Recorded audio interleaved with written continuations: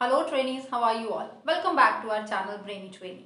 मैं हूं संदीप और आज की इस वीडियो में मैं आपको कुछ ऐसे टिप्स दूंगी जो आपकी हेल्प करेंगे आपके फाइनल एग्जाम्स में 95 प्लस मार्क्स लाने में। आप अगर इन टिप्स को फॉलो करेंगे तो आपके 95 प्लस मार्क्स जरूर आएंगे। As you all know very well कि ओवरऑल इंडिया में सारे के सारे स्कूल्स अभी बंद हैं और आई डोंट थिंक सो कि अब आपके फाइनल एग्जाम्स तक स्कूल ओपन होने के कोई भी चांसेस हैं। क्योंकि अगर रिसेंटली ये नवंबर मंथ में स्कूल्स, कई स्टेट बोर्ड्स में स्कूल्स ओपन भी हुए, लेकिन कोरोना के केसेस इतने ज़्यादा बढ़ गए कि उन स्कूल्स को दोबारा से बंद करना पड़ा। स्टेट्स में स्कूल ओपन हुए भी हैं तो वहाँ पे पेरेंट्स डर के मारे बच्चों को स्कूल ही नहीं भेज रहे। तो आपको घर बैठ के ही इतनी अच्छी तरह से पढ़ाई करनी होगी कि आप 95 प्लस मार्क्स ला पाएं। ये आप सबके लिए बहुत बड़ा चैलेंज है इस टाइम पे कि आप घर पे सेल्फ स्टडी करें और 95 प्लस मार्क्स लाके दिखाएं अपने टीचर्स को भी और अपने पेरेंट्स को भी।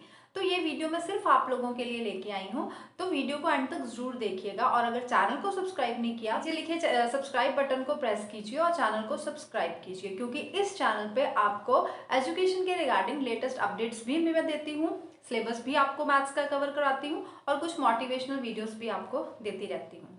तो बिना टाइम वेस्ट किए वीडियो को स्टार्ट करते हैं। Let's get started to train our brain.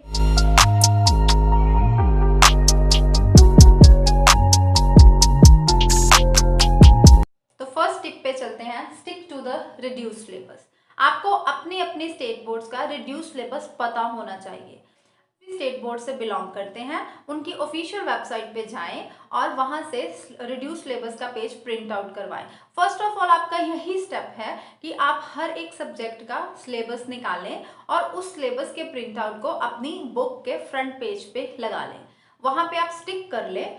तो उसके बाद जब भी आप कोई टॉपिक शुरू करेंगे, जब भी आप कोई नया चैप्टर स्टार्ट करेंगे, उस फर्स्ट ऑफ ऑल आप सिलेबस को देखेंगे कि इस चैप्टर में से हमें कौन कौन से टॉपिक्स करने हैं, तो आप सिर्फ उन्हीं टॉपिक्स को कीजिए। बाकी सारा ओवरऑल बुक करने की आपको कोई ज़रूरत नहीं है, क्योंकि हर स्टेट बोर्ड ने 30 to 40% सिलेबस रिड्यूस कर दिया है ड्यू टू कोविड-19 पैंडेमिक। अगर आपको रिड्यूस सिलेबस पता होगा तो आपके लिए सिलेबस कवर करना ईजी हो जाएगा। और अगर अभी तक आपको रिड्यूस सिलेबस ही नहीं पता तो आप 95 प्लस मार्क्स नहीं ला सकते, क्योंकि आप फालतू के वो भी टॉपिक्स पढ़ लेंगे आपके एग्जाम्स में आने ही नहीं है।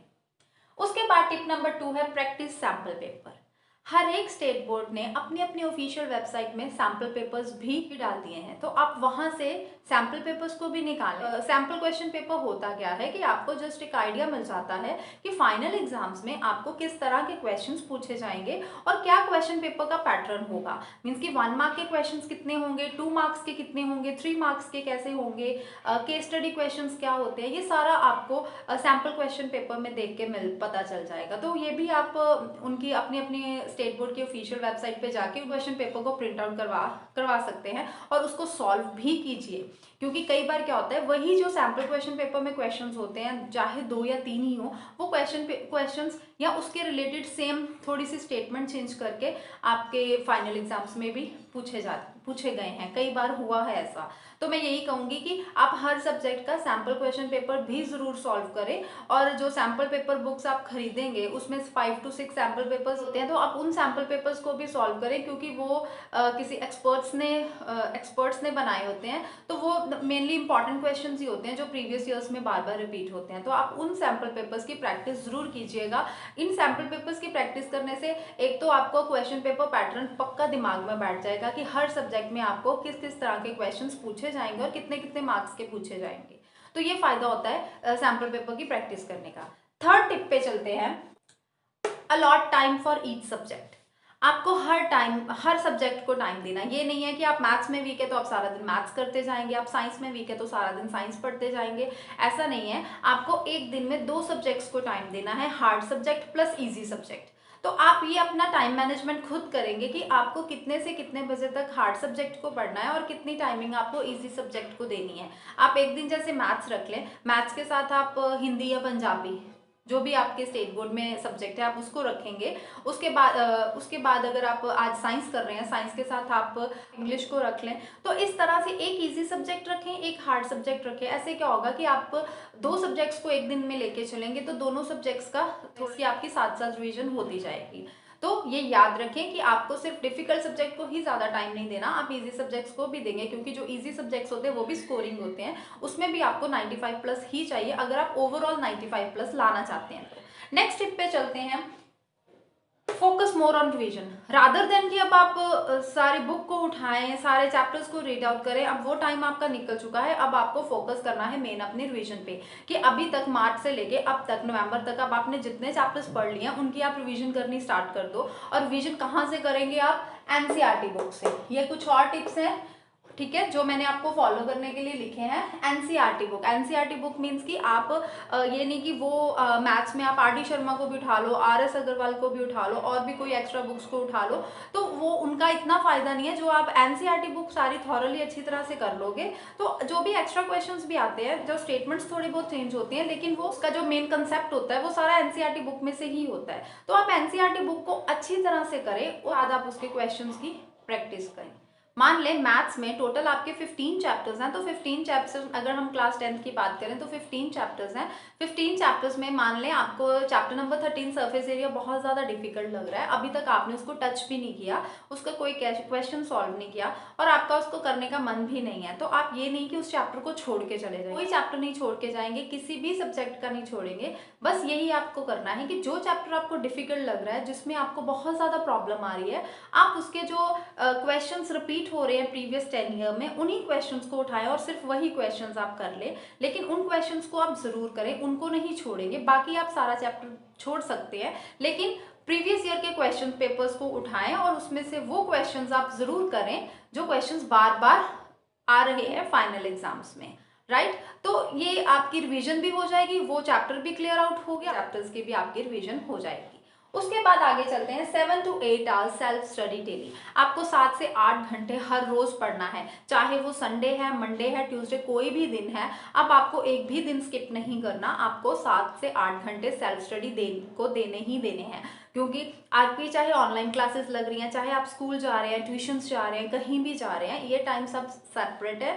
7 to 8 आवर्स आपको खुद से निकालने हैं। अब ये आप टाइम मैनेजमेंट खुद से करेंगे। आप नाइट आउल्स हैं तो रात को 7-8 घंटे पढ़ ले, अगर आप दिन में पढ़ना चाहते हैं, अर्ली राइजर्स हैं, जल्दी उठना है, तो 3-4 घंटे मॉर्निंग के दे दे, कुछ आफ्टरनून इवनिंग के दे दे, तो 7 से 8 घंटे की अपनी मैनेजमेंट कर ले, जो आप सोच लें कि ये 7 to 8 आवर्स मैंने सेल्फ स्टडी को देने ही देने हैं। अगर आप मान लें 8 आवर्स आप सेल्फ स्टडी को दे रहे हैं, हर रोज दे रहे हैं, तो इसमें से 2 से ढाई घंटे आपने एक इजी सब्जेक्ट को दिए, बाकी 5 घंटे आपके कितने चलेंगे उसमें, हार्ड सब्जेक्ट में। तो 5 घंटे हार्ड सब्जेक्ट को अगर आप देंगे तो आप खुद सोचे 5 घंटे एक सब्जेक्ट को रोज के दिए, मैथ्स को या साइंस को दिए, तो अपनी अच्छे से आपकी रिवीजन हो जाएगी।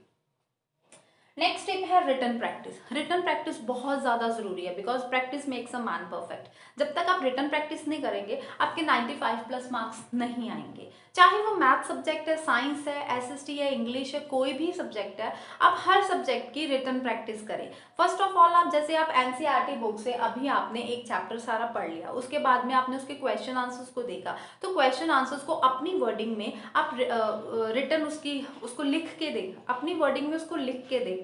जब आप उसको लिखेंगे, उसकी रिटन प्रैक्टिस करेंगे, वो ज्यादा देर तक आपके दिमाग में रहेंगे। तो रिटन प्रैक्टिस बहुत बहुत बहुत ज्यादा जरूरी है।